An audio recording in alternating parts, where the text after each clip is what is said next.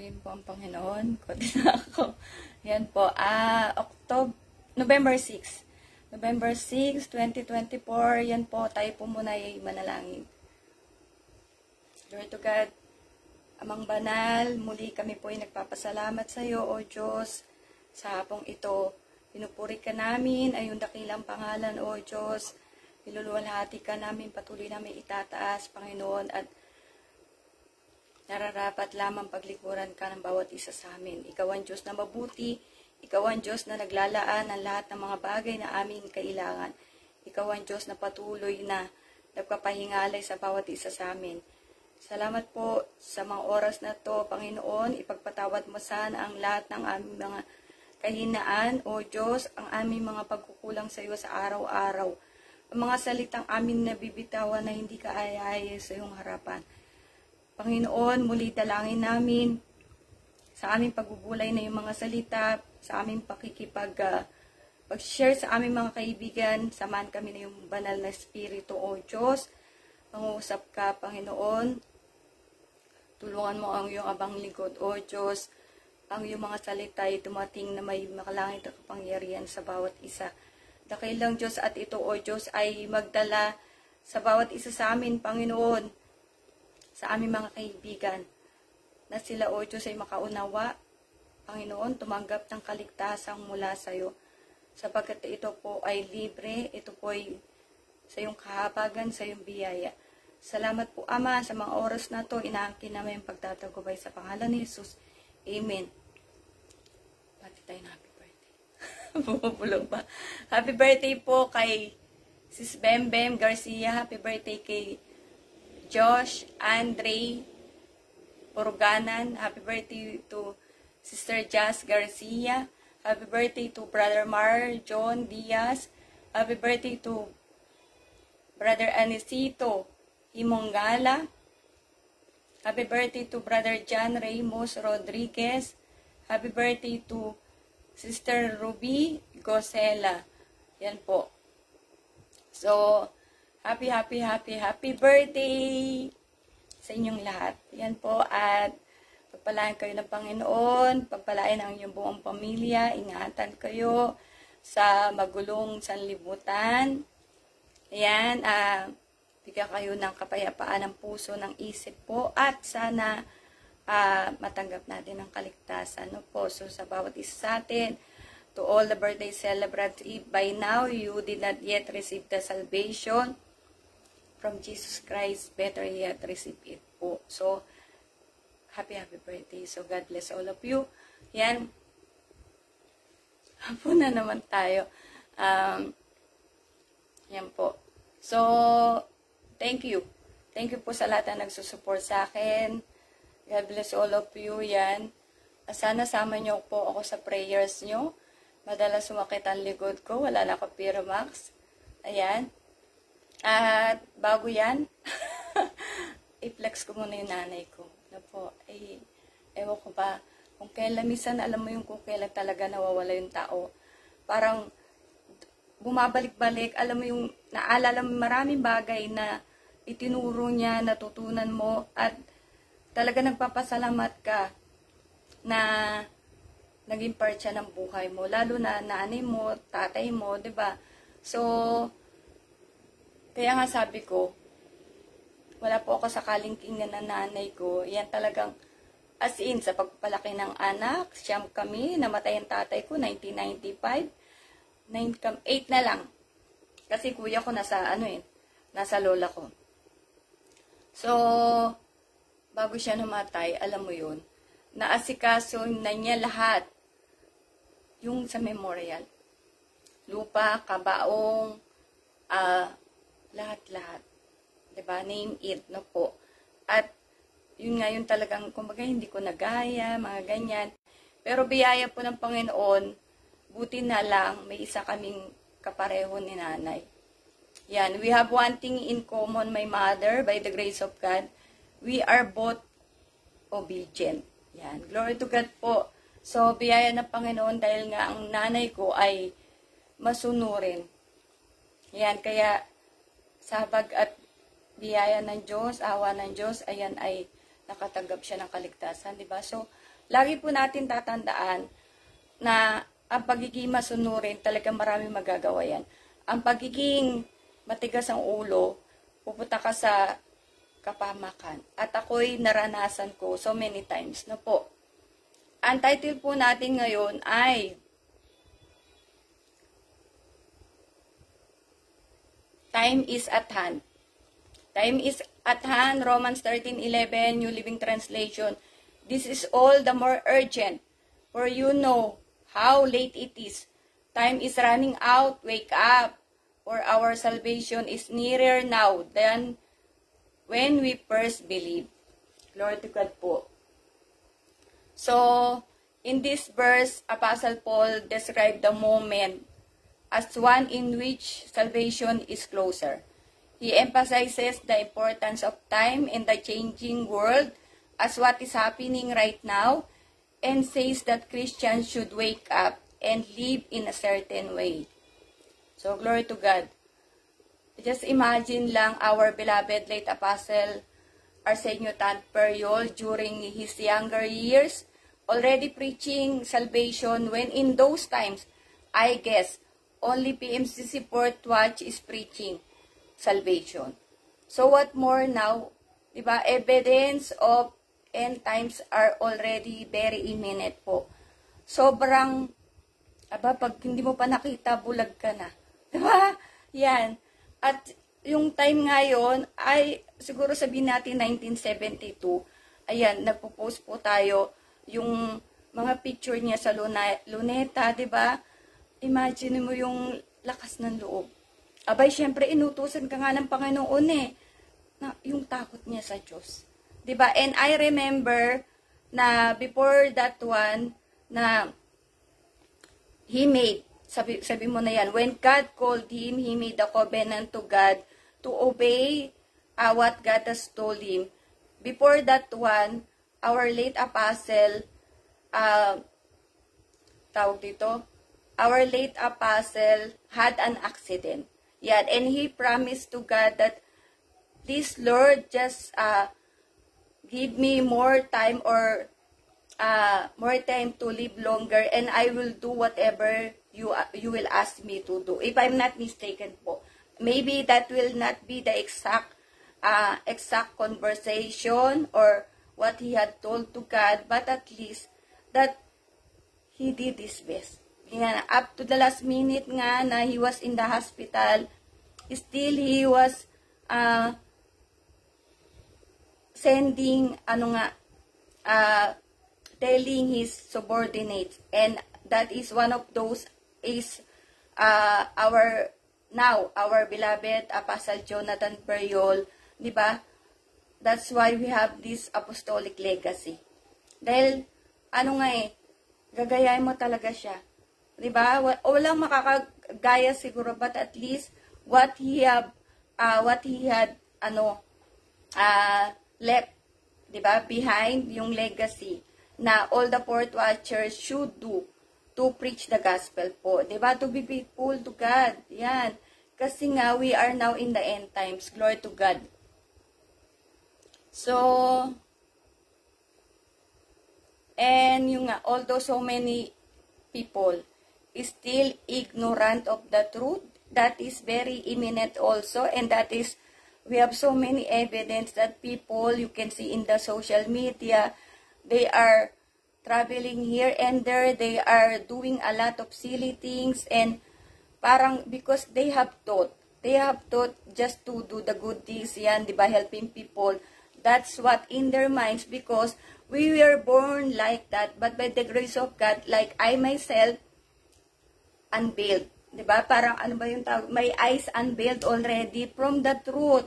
Yan po, nabuksan yung mata ko. Glory to God po. And I really thank the Lord. I really thank Apostle, our late Apostle, Arsenio Tanperjol po. In Romans 13:14, New Living Translation, instead, clothe yourself with the presence of the Lord Jesus Christ, and don't let yourself think about ways to indulge your evil desires. Diba?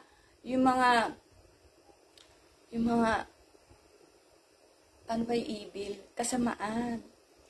Ano na natin? Sabi niya, instead, clothe yourself with the presence of the Lord Jesus Christ and don't let yourself think about ways to indulge your evil desires.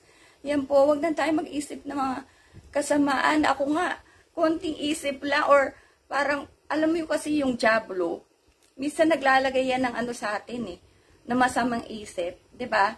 Kaya ano ko talaga, Lord, tanggalin mo nga yan, nabubuwis na ako dyan. Kaya po tayo, yun nga, I myself are doing my best by the grace of God, by the help of the Holy Spirit, by the help of God, na to be faithful to God, to preach the gospel, even in my situation right now. Kasi, yun nga, nakakataawa yung mga tao at yung takot sa Diyos. My fear from the Lord po talaga, yan. Anytime now, the Lord can come, rapture can happen, time is precious. We have very short time now, and we should not be occupied with things unimportant. So, ako minsan, ewan ko ba nanonood ako, ganyan, sa mga, kung ano, yung minsan, ko lang po, parang, malibang ka lang. Siyempre, ako yung na-stress din, di ba? So, may iniisip din po tayo, pero, always in my mind, to do my very best to the Lord. Yan nga, sabi ko, parang, Lord, kahit hindi pa ako, sabi mo, kikita talaga ng pero, inuuna ko yung duty ko sa Panginoon. Yan, I will do first my duty to God, to preach the gospel. Yan po, parang to do my best, since I am not a Bible student, I am just a member, but because God entrusted me this big task. So, nakakatakot. Diba? Diyos ang nag-utos sa'yo, paano ka hindi matatakot, tas may kapansanan pa ako. Nakakatakot talaga po. Yan. So, as I heard from the message of Apostle Jonathan Periol, rapture has no sign that is written in the Bible. It will just happen any moment now. 1 Corinthians 15:52 NIV, in a flash, in the twinkling of an eye, at the last trumpet, for the trumpet will sound. The dead will be raised imperishable, and we will be changed. Glory to God. So, na-discuss na natin yan, di ba? Unang bubuhayin yung mga namatay kay Kristo. The dead will be raised imperishable, and we will be changed. So, the one who are alive, yan, we are all be changed, including the dead, syempre, diba? Will be raised imperishable. So, hindi na nasisira. Unlike the second coming of Jesus Christ, so many verses that showing the signs, and we can see and experiencing right now. Yan po, see people around the globe, they do not honor God anymore. They are doing what they want to do, even if those are against God's commandments. Killing people, adultery, marrying, blaspheming, marrying same-sex, greediness, lying, gossiping, ang dami. Diba? Ungrateful, unholy, lahat na. And we are already right now in the first half of the tribulation. Tribulation is a time of suffering. And tribulation, which is total of 7 years po. Yan. So, yung 3.5 years, hati nga 3.5 years and then 3.5 years. And the first 3.5 years, which is lighter, but the other half, yung Great Tribulation nga po. And right now, we are already in the first half. Nasa ano na tayo? Nasa 3.5 years na tayo. Ito yung kalahati ng 7 years. No po. And the Great Tribulation, ang sabi, Matthew 24:21, Contemporary English Version, this will be the worst time of suffering since the beginning of the world, and nothing this terrible will ever happen again. Dinoble ko lang yung ever. Wag na kayo maano sa akin. So, in Matthew 24:29, easy to read version, dito muna tayo. Matthew 24:21. This will be the worst time of suffering. So, ito po, Matthew 24:21, ito yung Great Tribulation, the other half of 7 years. At this time, the believers, the saints are already caught up in the air, which is the rapture. That's why the rapture can happen any moment now. Okay po. So, ang sabi dyan, this will be the worst time of suffering since the beginning of the world. So, the 3.5 years, the Great Tribulation, ito yung talagang sobrang suffering. Diba? And nothing this terrible will ever happen again. Nagsusolo lang to. Okay po. So, in Matthew, talagang yun ay grabe. Grabe talaga. Diba? Kaya nga naisip ko kanina, kaya pala, yung mga nakaraang live ko, talagang napapaiyak-iyak ka. Alam mo yun, kasi nga, kung ako takot na takot, ako natatakot sa iba. Yan po. I mean, diba, takot akong hindi magpipreach. Kahit ikaw ay may sakit na. O, diba? Pero parang mas natatakot ka sa maiiwanan. At yung nga kaya tayo ay nagiging crybaby tuloy. Matthew 24:29, easy to read version. Right after the trouble of those days, this will happen. The sun will become dark and the moon will not give light. The stars will fall from the sky and everything in the sky will be changed. So, bagong mangyari nga yung other half ng 7 years, mag-rapture na muna para wag mag-suffer ang mga believers, ang mga imagine yung mga nag-50 years na sa church, 'di ba? Kaya nga sabi ko, kayo, 'di ba, na tatanggap less, of course may test and temptations po, but at least salvation naman ang kapalit, 'di ba? Na natanggap po pa rin yung regalo compared to those people that will be left behind to the Great Tribulation. Great Tribulation, the other half of 7 years. That is the worst nga, sabi niya, worst suffering. Yan, kaya swerte pa kasi on those times, di ba, if you really want to accept Jesus Christ, you have to, di ba, let the Antichrist, yan, I really don't know if the Antichrist will the one be, di ba, do the cutting of the head, ganyan po. Ano ba, tama ba yung cutting of the head? Beheaded, yan.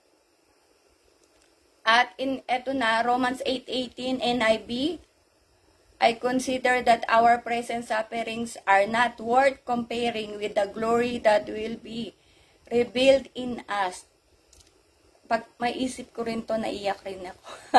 No po, di ba parang ano ba, okay na lang Lord, nanghihirap ako mag-preach kahit may sakit ako kasi nga, I consider that our present sufferings are not worth comparing with the glory that will be revealed in us. 'Di ba? God loves us so much. Bakit? Matthew 24:14, yung International Version.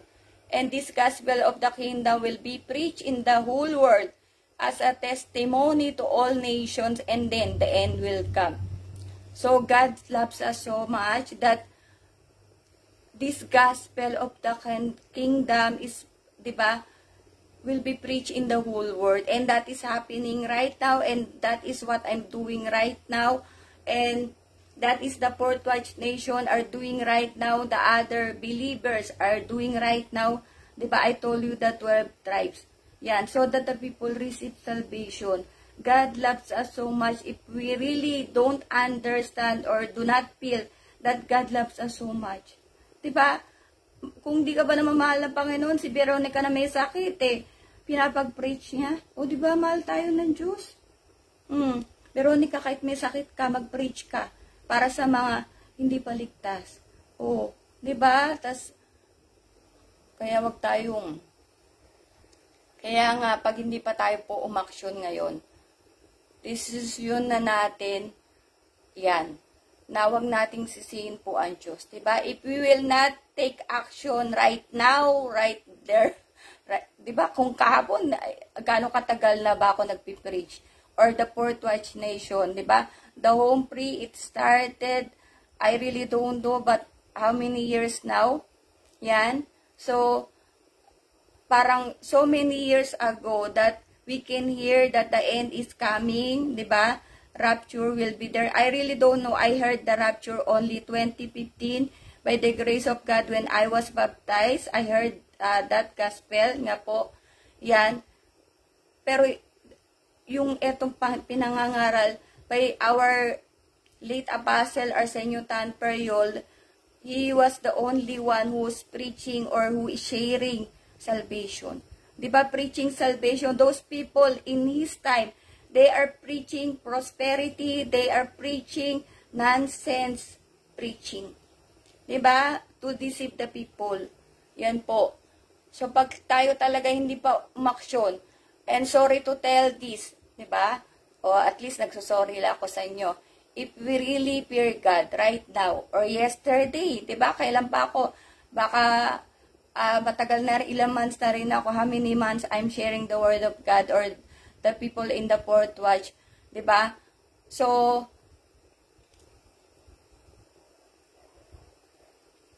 you should already took action, but maybe we do not fear God, that's why we didn't do any action po. Diba? I really don't know, diba, kung ano yung nasa puso nyo, pero napakasimple lang eh. Diba? Pupunta ka sa church, sabi mo, Pastor, Bible study ako, diba, you will go to church, by the grace of God, we have more than 1,500 churches of the BMC Support Watch around the globe, and more than 82 countries around the globe. We have in India, we have in France, we have in Middle East, Philippines, of course, we have in Japan, we have in Spain, we have in anywhere. Yan po. Diba? And then tell the pastor, I want to receive salvation, I want to be in the rapture. Ganun ka simple. Sabi ko yesterday, I told you, if you are in a complicated situation, God knows already your story.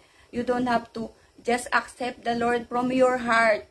Diba? From your heart. And if you are both single, get married. Simple lang. Hindi mo na kailangan maganda ng sobrang garbo. Diba? Just, ang kailangan mo salvation eh. Diba? Sabihin pa ba sa'yo ng, pakialam mo ba sa kapitbahay kung, diba, kung di ka naghanda o ano, wag mo silang, maawa ka sa kanila. Kung ikaw tatanggap ng kaligtasan, sabihin mo sa kanila, tumanggap na rin sila ng kaligtasan. Diba? Para mabago yung buhay nila. Diba po? Few years ago, somebody, friend request po sa akin. And then, he messaged me. He told me, I will give you 20,000 pesos because he was here in the Philippines and I was in Dubai. And he told me, if I'm going to give you 20,000 pesos, what will be the in exchange of that 20,000 pesos? But first, I told him, I add him in my friends, okay? So, ganyan lang naman po ako. And I am already in the fourth watch at that time. I told him, I didn't ask you for any money or anything. So, why you have to give me 20,000? He told me, I will give you, and what are you going to give me in exchange of 20,000? And then, I'm just repeating again and again and again. And then he stopped. Diba? Tapos, ewan ko friend ko pa siya, hindi ko na naalala yung pangalan niya. Yan po. In the Congress hearing, I think yesterday I watched about the budget. Diba? Yung pinag-uusapang 35 million or 100 million. Yan, hindi lang pala 35, 100 million yata, more than. Yan po. Maawa ka sa taong ipinagpalit yung ano nila, di ba, yung pera kasi nagsasalita. Money talks for everyone. Di ba, money can deceive people, money can change the attitude of people, money can buy everything as the people thought. Di ba? As the rich people thought, some of them. Yan po. And yung nga, di ba, parang I felt pity for those people in the Congress yesterday. or the other day maybe, baka late na yun ang panood ko, na parang you studied 4 years in accounting or more than 4 years, you studied how many years, diba, of your education, and then for a small amount of money, diba, you will exchange your integrity, parang you will lose your honor, your integrity, your principles, everything. Diba? Kaya nga, every hidden thing will come out in the open po. Yung sabi mo na, kasi syempre pag ikaw nasa nililitis na, marami ka na i-reason out eh. Yun ang ako, doon ako talaga takot, kaya po yung magsinungaling talaga. Yan nga, yun yung ko talaga eh na, kunyari sa Dubai, yung babaguhin daw yung yung natapos, yung experience. Sabi ko, Lord, pagka binago ko to, baka hindi ko mapangatawanan. Mahirap. Yan, di ba? Kasi pag nagsinungaling ka, pagka ninenervyos ka na, yan ang magkakabalok-baluktot ka. Yan po. Same as this preaching, preaching the gospel of Jesus Christ. Na pag ako nagsinungaling, yan, ay magkakabalibalantong din ako talaga. Yan, kaya yung takot ko sa Diyos na magdala ng salita ng Diyos, ay talagang gano'n na lang po. Diba? Pero ano nang nangyayari ngayon? Yan, what is happening around us? Just look in the Philippines.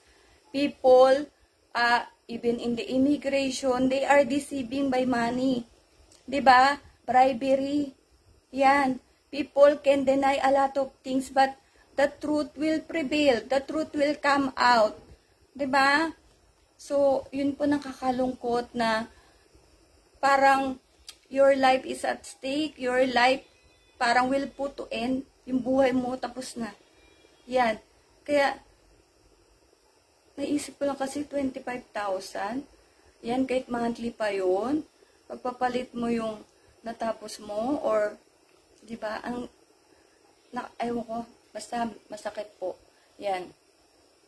Anyways, to God be the glory po. Yan, dyan natatapos yung aking live today. And sana nga for our viewers, for our friends, our loved ones right now, I hope you can go to church and accept salvation, accept Jesus Christ. Yan.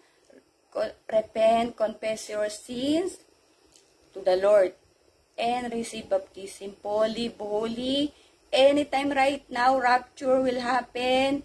Yan. And we are already in the half of the 7 years tribulation. And we don't want, God do not want us to be in the second half of the great tribulation nga, of the tribulation. Ito yung great tribulation po.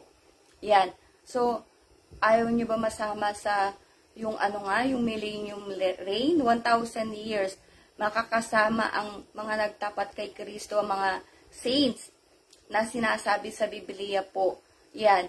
Para kasamang hahatol sa mga hindi tumanggap sa Panginoon. Diba? Yan po rin po ang Panginoon. So, I hope you learn something today. And yung our title is The Time is at Hand. So, don't think twice. Wag ka nang mag-isip pa na mag-isip. Baka kakaisip mo. Makita mo na lang, wala na yung, kung iniisip mo, baka ito kasama sa rapture, wala na sila, diba? So, purihin po ang Panginoon. Tayo po manalangin. Praise the Lord. Salamat po, Panginoon, sa iyong kahabagan, O Diyos. Lord, sa kalakasan binigay mo sa iyong abang lingkod. Salamat, Ama, sa patuloy, O Diyos, na karunungan binibigay mo, Panginoon, sa iyong abang lingkod, O Diyos. Tunay na ako'y mahina, ngunit salamat sapagkat ako'y laging sinasama na iyong banal na Espiritu. Patuloy ka, O Diyos, manghusap sa bawat isa sa amin, Panginoon. Ngayong araw na to, nawa, Panginoon, ang aming mga kaibigan ay wag na magdalawang isip upang tanggapin ka, dakilang Diyos, sa kanilang mga buhay, Panginoon, upang magkaroon sila ng kaligtasan. Sila po ay maging anak mo, dakilang Diyos. Salamat po, Panginoon, sa bawat bawat araw, O Diyos, na pinagtatagumpay mo kami, tinatawid mo ang bawat isa sa amin sa kabila ng hirap ng buhay ngayon, dakilang Diyos. Marapat lamang na ang bawat isa ay manghawakan sa iyong mga salita, sa iyong mga pangako, sapagkat kung ang sanlibutan ang aming aasahan, wala po kaming tunay na maaasahan. Salamat po, pinupuri ka namin at aming patuloy na ibibigay ang aming pagtitiwala sa iyong dakilang pangalan. At patuloy ka namin luluwalhatiin sa pangalan ni Jesus. Amen. Glory to God po. So, ayan, Wednesday po ngayon, kung ako nagkakamali, tama ba? Ayan, di ko po alam. Pagdating sa araw, pero feeling ko, Wednesday po ngayon yan. So, sana po magpunta na po tayo sa church yan. At, tumanggap na tayo ng kaligtasan. Ha? At least, tumanggap ka na. Ang buhay natin, wala pong walang, kumbaga ay hindi natin alam yung katagtaan. Bata, matanda, pwedeng, di ba may mangyayari, aksidente, pwedeng, may sakit, marami. Hindi mo masasabi na, malakas ako ngayon, bukas, nandito pa ako. Wala makakapagsabi. Diba? Kasi pag ganyan tayo, ang ating mentalidad, na hindi natin pinagkakatiwal sa Panginoon lahat, ay yung kayabangan na yan. Kayabangan. Diba? Kaya tayo po ay maging mapagkumbaba. Yan, matuto tayo sumunod. Kasi sa pagsunod, nandyan ang biyaya, nandyan ang kahabagan ng Panginoon. At pray unceasingly po. No po? So, ayan, baka mahaba na tayo, magagalit ng mga viewers natin. To God be the glory, and see you all tomorrow. God bless us all.